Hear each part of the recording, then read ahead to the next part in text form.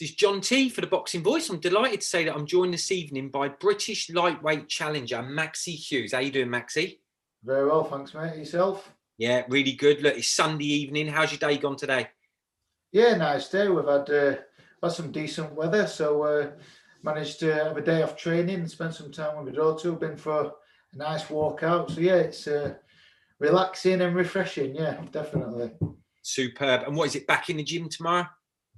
Yeah, sparring tomorrow night. Got next week's our last tough week of training, so got my last three spars. What we're going to do is 12 rounds tomorrow, and then we'll taper down. We've got 12 rounds Monday, 8 rounds Wednesday, and we'll finish with a 6-rounder, short and sharp on Friday night.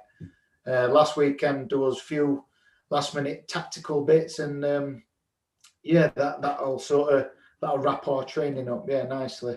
Superb. And in the fight the following week where you go in the bubble, which I'll come on to that in a second, obviously. Well, we'll start off, if it's all right with you, Maxi. Your last time out, you won the WBC international title, which is a fantastic belt to win.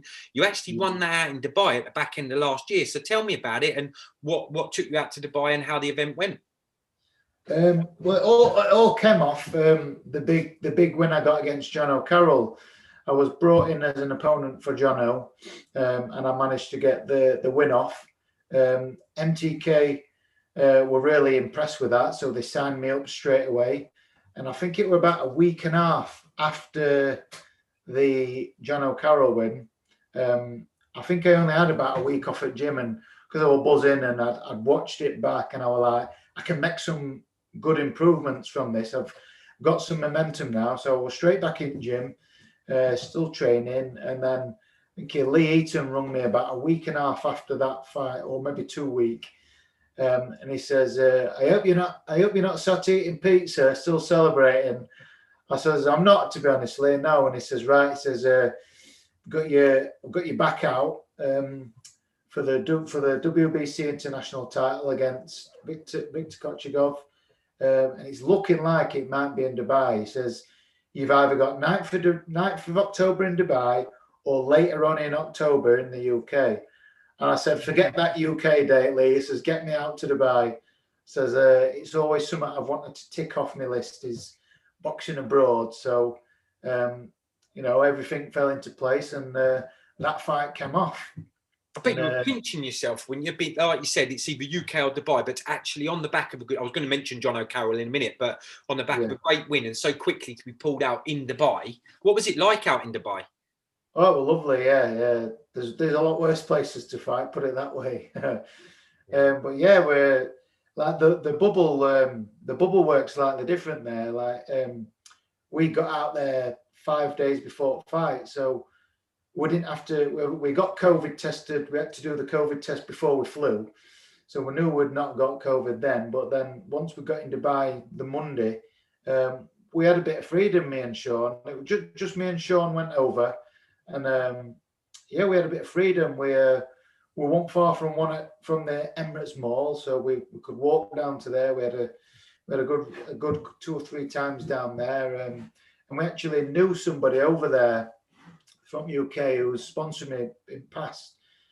He now lives over there, so he had his eye out that we were coming over. He's interested in boxing, so we went and met up with him. He were hanging around this hotel, so we got to go around the hotel, sit around pool, had a few refreshing lime and soda waters, living the dream. And then they were like from hotel, it were on beach, so got to walk out to beach. I got to get my feet in the sea, so it was lovely. And and the actual fight itself, that went perfectly to plan. Real good, nice little venue. It was just an all-round brilliant experience. Obviously, it all felt a lot better because I picked up the win and picked up a title, and I beat an undefeated hungry kid. So. Yeah, everything it couldn't have gone any better. Yeah, superb. Well, that's great to hear. Well, look, looking at it, mentioning John O'Carroll, you stepped in there, you won that, and that's probably what's propelled you. So you've got some right momentum now. You're up to 22 wins and 5 losses. Before I move on to the next fight, the one before was where you lost, if you don't mind me mentioning that, and you fought Liam. The Liam Walsh fight. Yeah, Liam Walsh, sorry, and it was for the European title. What did you learn that night? Because clearly you've really kicked on since then. And a lot of fighters tell me when I interview them, you know what, I learned more in that than a lot of others. So clearly you got something. Yeah, well, the losses that I've had, you know, there were 2 losses that I've lost. By one of them, the referee pulled me out against Sam Bowen because the damage to my eye, and my corner pulled me out in one of my fights I had with Martin Ward because my eye were pretty much closing. There were a cut on my eye. My nose were like that, and yeah, they saved me for another day. But yeah, to the Liam Walsh fight, I knew on paper Liam, from what Liam had done, probably my hardest fight, and probably rightly so. It was my, you know, my toughest fight, and the opponent who'd done the most and got the most accolades. Yeah, so it was a tough fight. I did go in there believing I could win, and I thought it was close, probably closer than the scorecards. Liam did deserve to win, and you know, I hold my hands up. The better man won on the night, but yeah, I just suppose I learned what level I am and what I'm capable, and then watching it back, that's where I learned, thinking, right, what did I do? What did Liam do which won him it, and what did I do which lost me it? And then just a little bit of work rate, and then obviously I thought overall, you know, despite the result, I thought overall it was a good performance from myself. You know, I wasn't outclassed, and I do belong at that level, which I showed. But yeah, overall, me and Sean was happy with performance despite the result. So we're like, right, let's carry on working on what you did well, because that's something you do naturally, and let's just work on the areas where we felt you were slightly lacking. So probably maybe a little bit of work rate, finishing the exchanges on top, and trying not to be on back foot as much. So yeah, we took all them, and that's what we sort of took in. And that was only my second fight with Sean as well. I think it not quite been a year that we'd been together then. So we were still, you know, Sean's still getting to know me as a fighter and what I'm like fight night. But now we're 5 fights in now, and we're over 2 years together. So, you know, saying that, he has been around, and he's been in my corner, to be honest, for how long has it been now? Well, for quite a few years, to be honest. I first started sparring Josh and everything back in before he won the Commonwealth. So Sean has known me a long time, but been my actual full-on trainer for just over 2 years. But yeah, that Walsh fight was our second fight. And now, you know, as the time's gone on, we've gelled together, we've learned a lot about each other, and started you know, strengthened our working relationship. So yeah, just as we're going into the Carroll fight, we sort of took everything and experience from the Walsh fight and put things right against John O'Carroll, and everything worked well and came off. Thing is, when you step up these levels, whether it's British level, whether it's European or even further, they start becoming 50-50 fights anyway, don't they? Like the John O'Carroll showed, like your last fight showed, which brings me on to the next one. So on paper, this looks like another 50-50 fight. I actually went looking to see any prices I could find for the fight yet online with the bookies. Couldn't find any yet. You'll probably get them in the week. I mean, it might be out there somewhere. But what do you know about him, and what are you expecting come fight night? I've seen Paul along the circuit quite a few years. I think we did box on the same bill back in 2016, February 2016. We boxed on the same bill at the Europa Hotel. I think Paul were more of a prospect then, whereas I'd had a few step ups, and I boxed somebody from his stable, James Fryers, in a British Eliminator at super featherweight. Put on a good show there. I didn't get to see Paul's fight that night because I were in changing rooms warming up because we were on last. But yeah, I've seen him. He's going to be well up for this fight because I've seen he's got a baby on the way.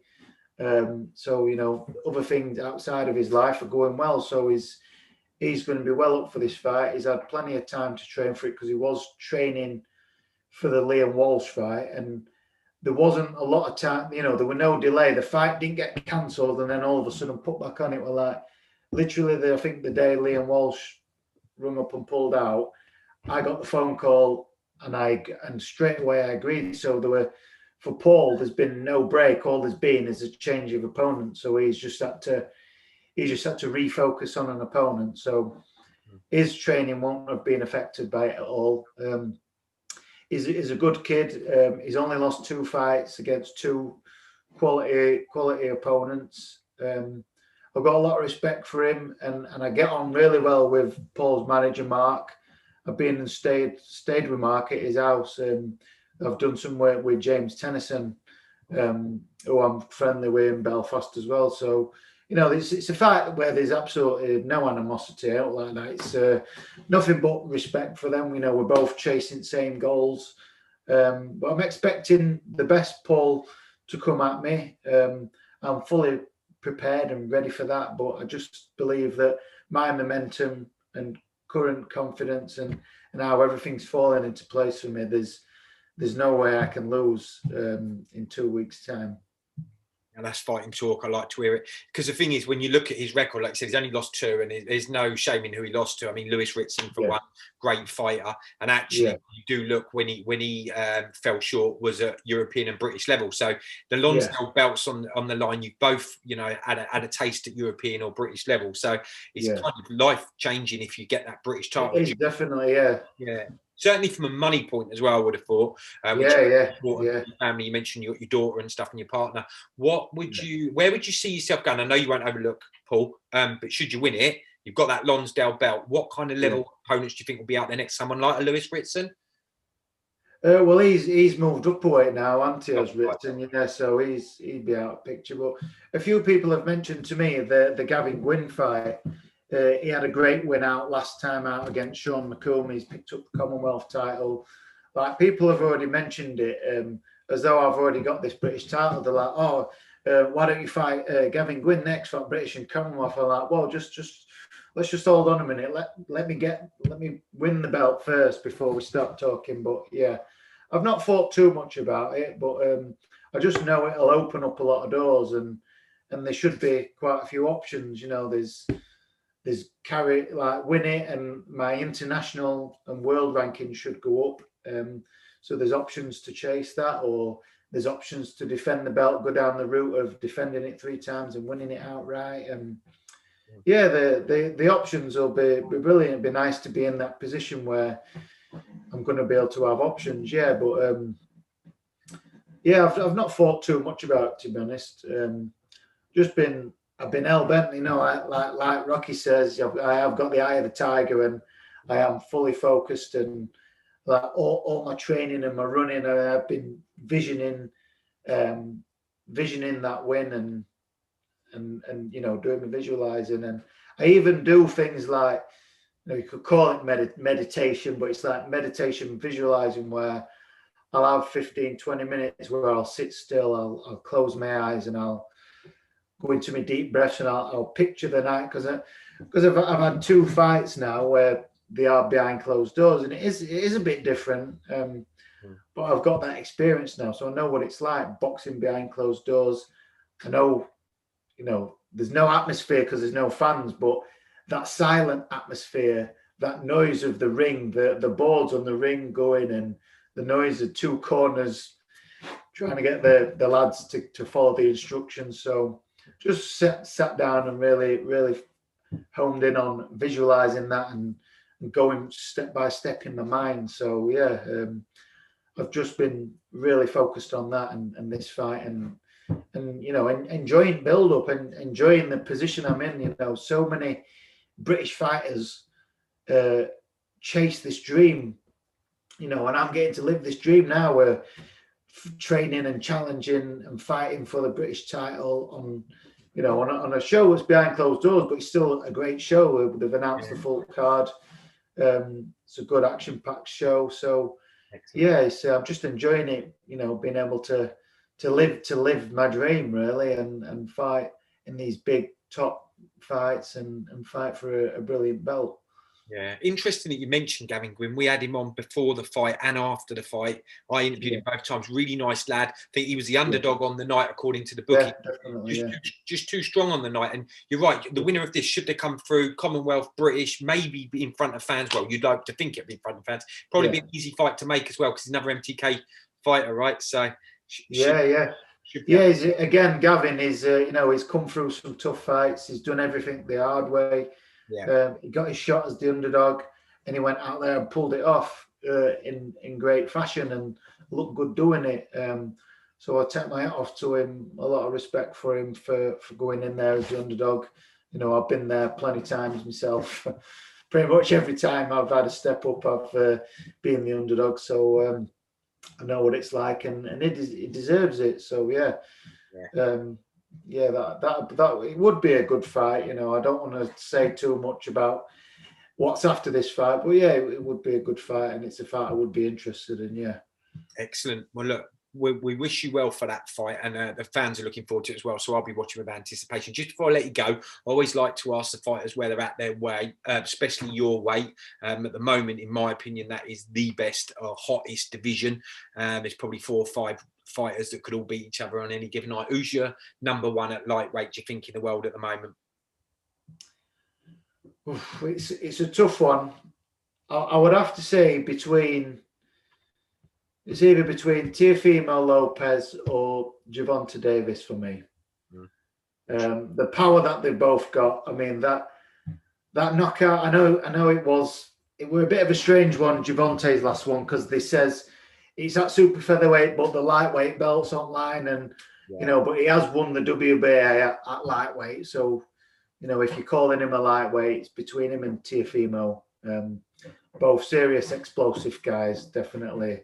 And I change my mind on it almost daily when you think about it, because I know Lomachenko got beat by Teofimo, but he definitely they weren't much in that fight at all, are they? He definitely won, Teofimo, for me, but he weren't at his best, Lomachenko, and you never know. And then you've obviously got Ryan Garcia, and I know he's kind of probably a bit further back in terms of a level of he's been fighting, but the way he actually dismantled Luke Campbell was fantastic. What impresses me about Garcia, he's got his faults where Campbell exposed him because he likes to have his chin up in there and he don't move his head.